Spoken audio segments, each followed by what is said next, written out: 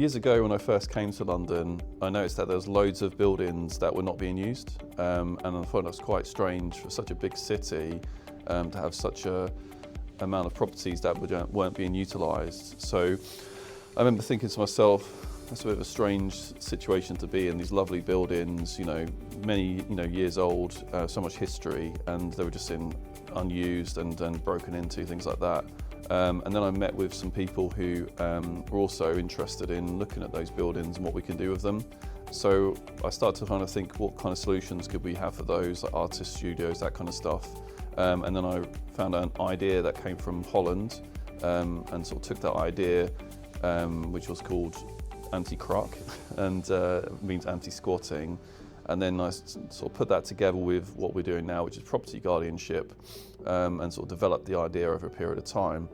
So I kind of realised that there's a lot of empty buildings not being utilised, and also a lot of people who can't afford to live in the areas where they work. So the two, to me, were two problems I could solve with the same solution, basically.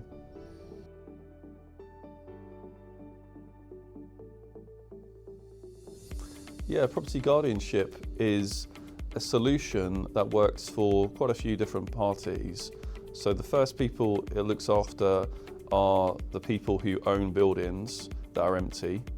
The second party they looks after are people who are looking for a property to live in at an affordable rate, so they live in the building whilst it's empty. And then the third people who benefit are the local community, because rather than those buildings being broken into, squatted, having antisocial behaviour, that goes away when you have guardians. So what I'd say about guardianship is it's basically stewarding an empty building whilst it's going through a transitional phase, as opposed to using boarding or security guards or inspections or any of those things. This is far more proactive and far more ethical way of looking after buildings during that meanwhile use.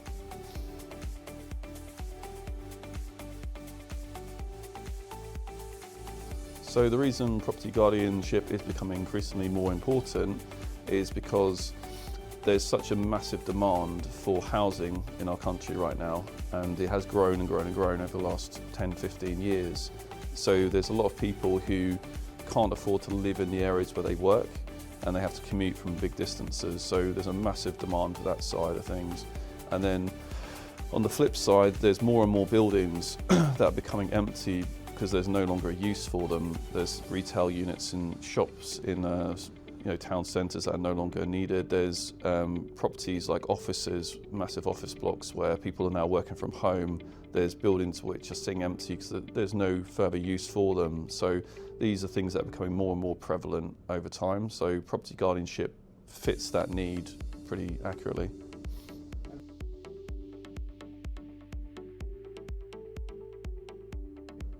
So our difference to other guardianship providers is based upon our culture and our brand. So the way we work is compliance first, security of the building, security of our team, and the guardians is very important to us. So we were the ones who created the British standard BS 8584 back in 2015 in order to help basically create a regulation on the industry.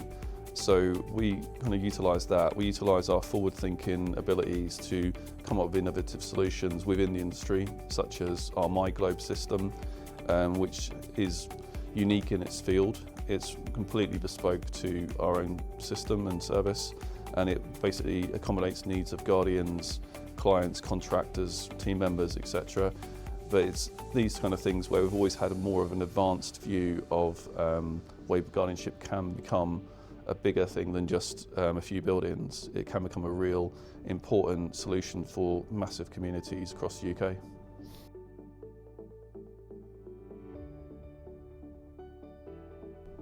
So the way guardianship can tackle vacant properties is by finding underutilised assets and then putting them into a use for people to live in them.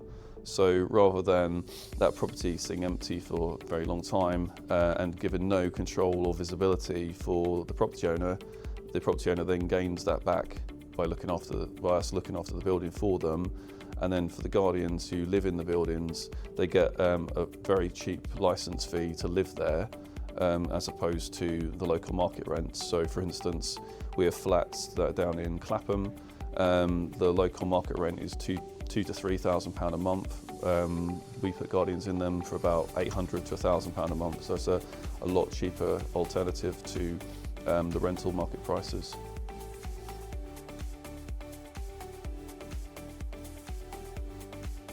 The biggest misconception that I've experienced was when I did an interview for Sky News back in 2013, when it was still very new, and we were accused of being legalised squatters. So we heard all these stories. Obviously, the way we work is the opposite to that.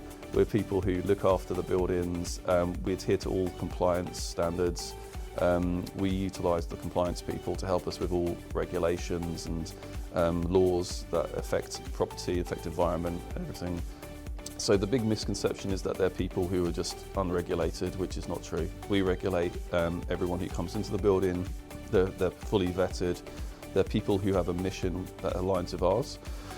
So their vision is very similar to the way we look at society, that there should be no space unloved, and that people should be able to thrive where they live. And these are the kind of things where misconception is that they're just there sort of doing bad to the property. It's the complete opposite. They're there to manage the property, to help the local community. And you have people who have been with us for a very long time. They move from building to building. They're veterans of guardianship, and they look after the building far better than pretty much some tenants do, to be honest. And they spend their time looking after the local community as well.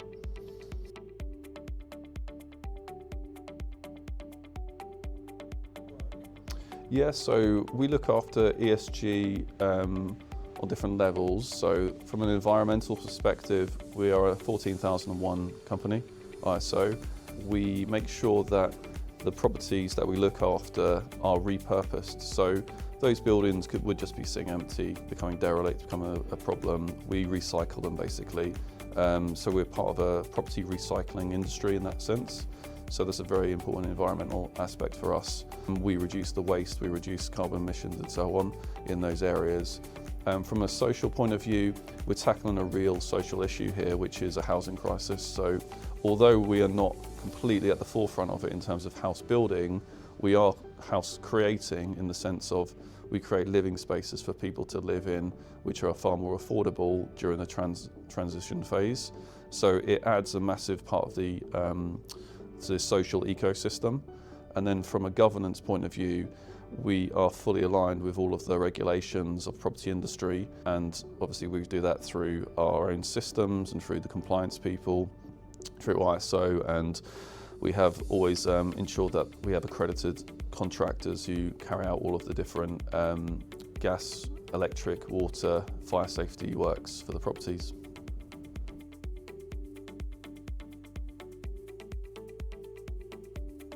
Yeah, I was a property guardian for 10 years, and I met some fantastic people on that journey. I experienced many different living spaces and different properties across London. The way it shaped me was I realised that every single person who becomes a guardian has their own story. They have their own walk of life, and like mine was one angle, theirs was completely different, and I understood each person had their own dreams and wants and so on. So I kind of look into that when I look to the teams I build. I try and find people who have that same sort of desire and appeal to the vision, so they can become like the best version of what they are. Because I saw guardianship as a way of being free to express who you are, really. And it's the same myself. None of my teams have clones of each other. They're all very different, and they all have their own strengths and weaknesses. So as a guardian, you learn to work to your strengths with each other in the community, and it's exactly how I look to a team. And also with regard to leadership, I think that it's important that you lead by example, and also that you have good values as well, and integrity.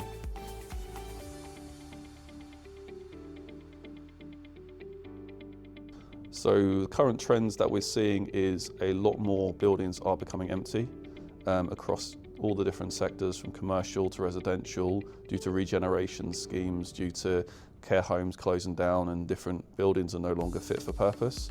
So we've seen a big increase in vacant properties. We're also seeing a massive increase in the people who want to become guardians because they're understanding now that it's a viable living alternative. So in the past, they'd be looking at renting, spending all their money from salaries on rental and having nothing left. So now they're thinking, well, hang on a minute, I can save a lot more money by becoming a guardian, have a good community, have a really good company and experience that looks after me. So we're seeing a lot of this now, where there's a lot of people who have kind of left us are now coming back as well, especially since the lockdowns and pandemic and so on. It's starting to churn back to the other way. So we're seeing increase in both people who want to become guardians and look after the buildings and the buildings themselves that are becoming empty.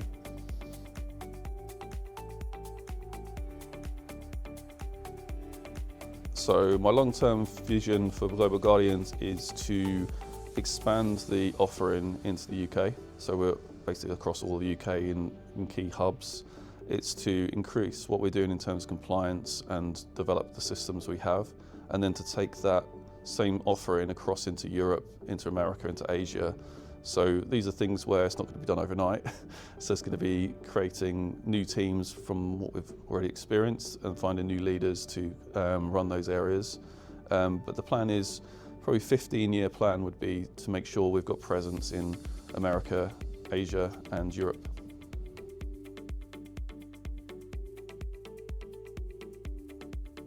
So what I've learned over the last 15 years is that it's a long journey.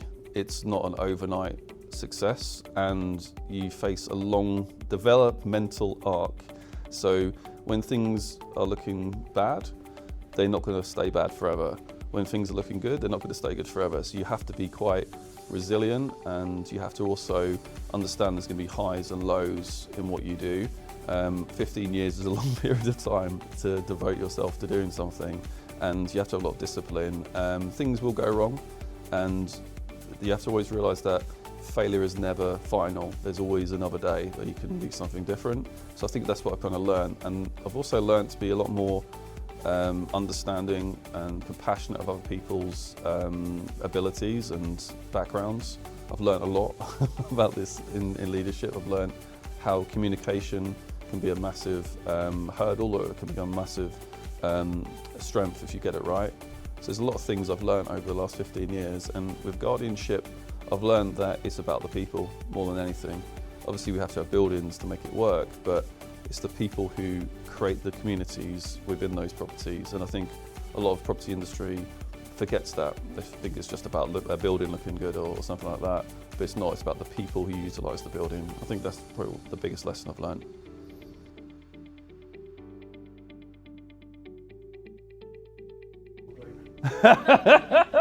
Well, Globy, of course. He's the strong man.